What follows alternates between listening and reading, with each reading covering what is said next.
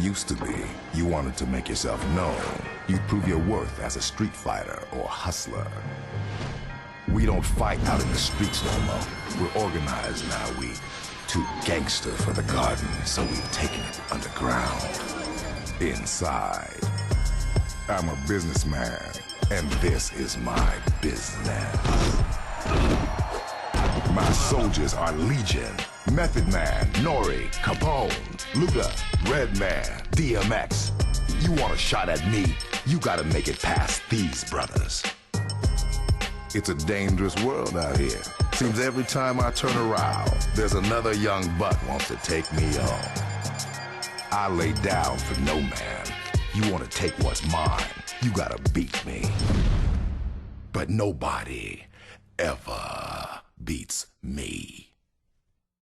Yo YouTube, it's your boy NKO back again, Grizzly Raikage doing it. And before we do anything, hit that like button, subscribe button, and the post notification button. Thank you. But today, you saw by the intro, we're talking about Def Jam. And I feel like as we've lost a great one this past week, I feel like it's the perfect time to bring up a game where he was also included and also change the dynamics in hip-hop and gaming in general. But to get started, Def Jam Vendetta came out April 2003, published by EA. This was, I think, we've had a lot of, let me say, flirting with the hip-hop and urban culture in gaming. Like before Def Jam, you had like, what game was Shaq 52, there's some other games, you had the Wu-Tang fighting game. So you had a lot of, a lot of flirting, but this was like the first game that really incorporated hip-hop and fighting / wrestling games, because it was a wrestling game, just a bit more theatrics. Like what we got from Def Jam Vendetta was a good story, gave you like, it kind of gave you a little entrance in, you had a lot of theatrics with the different characters, you got to use your favorite rappers of those time, DMX, Method Man, Noriega, etc. And this was a great entry-level game. But we know, I know, you know, the world knows, and this game took off and went to superstar status, went to KOK plus Ultra, whatever, in it, when Def Jam Fight for New York came. What Def Jam Fight for New York did was take everything great with Vendetta and just went flipping Super Saiyan. It had more characters, a greater story, more fighting styles, customization, like it had everything, better soundtrack. Like Def Jam Fight for New York was so good, yeah, that it had us, us 90s kids, like we were playing multiple stories of it, just so we can do different fighting styles. Like I'm gonna insert how mad this game was. Let me put clips in so you guys can understand how mad.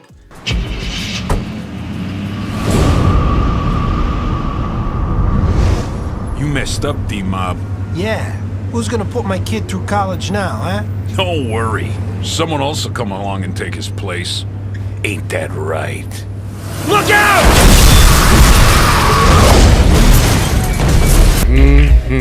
Sure, some fine-looking things in here tonight, boy.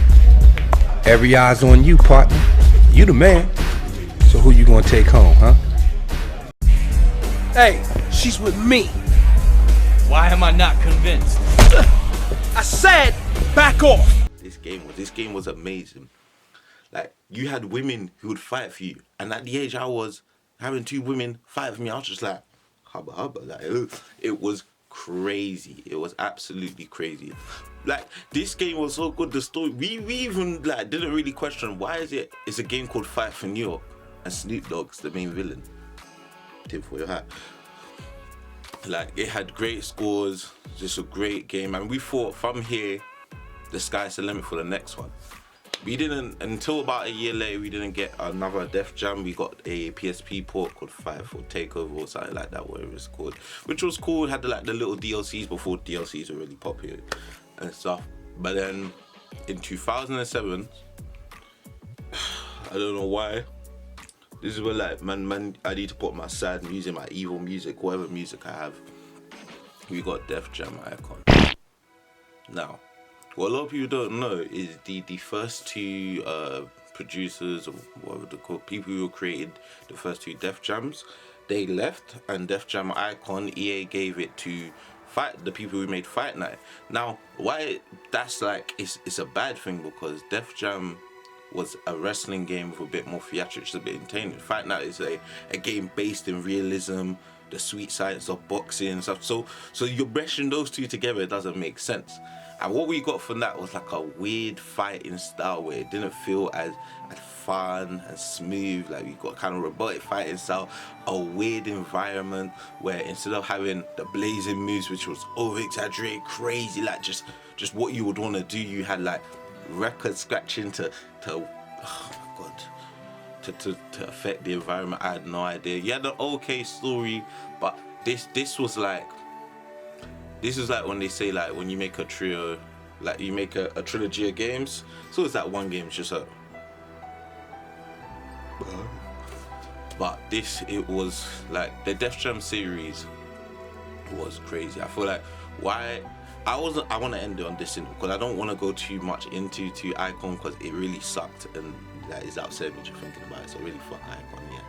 But what I want to say is, I think EA in like the early 2000s or something, like they're just on a crazy record of bringing out games that were fun and then they can make money after. I think what's changed with EA, and this is just me, I think a lot of times now, or not even EA, let's say gaming, and they make games to make money and not to have fun. And it kind of doesn't make sense, but how the best way to describe it is your game should be able to be fun, and then it gets elevated to the point that it starts making more money through competitions, fighting competition, whatever, like people start content and all that stuff. It shouldn't be to make money first, and that's what we've had with the microtransactions. So if I could say one thing to you, EA, I'ma take your tongue out and lick my ass with it. You had EA Big, which was giving us amazing street games, which link in the description for my FIFA Street one. You had Fight Night, amazing boxing games, like, and now you had whoever made Def Jam with it, I can't remember, but it was EA who published it. I think they need to take a step back and see that there is a fan base for this. There are people to this day, a game that came out in 2004, Fight for New York, this 2021, there are people to this day who still make walkthroughs for it, let's plays, like they still do. I'm still playing this game, I have it. So you can see there's an expectation, people want this. So all I have to say is please, EA, I don't know if you ever will see this, but who knows, I'm gonna put your at in the title, bring back Def Jam. Like there's so much you can do with it. Like ban even Fight for New, like if you did Fight for New York now, imagine how crazy that would be with the whole Brooklyn beef and the Fight for London drill beefs. But like it's crazy, there's so much you can do. So please bring it back. But other than that, guys, before I end this all, I just want to say RIP to DMX. You know, we lost a good one, everyone. We all Rough Riders, and you know he's gonna be missed. He's actually gonna be missed. But other than that, please guys, at the end of the video, hit the like button, subscribe button, do your damn thing. More videos coming, and the video that I'm bringing out this week, crazy. Let's just say you don't know who your friends are, innit? Anyways, guys, peace.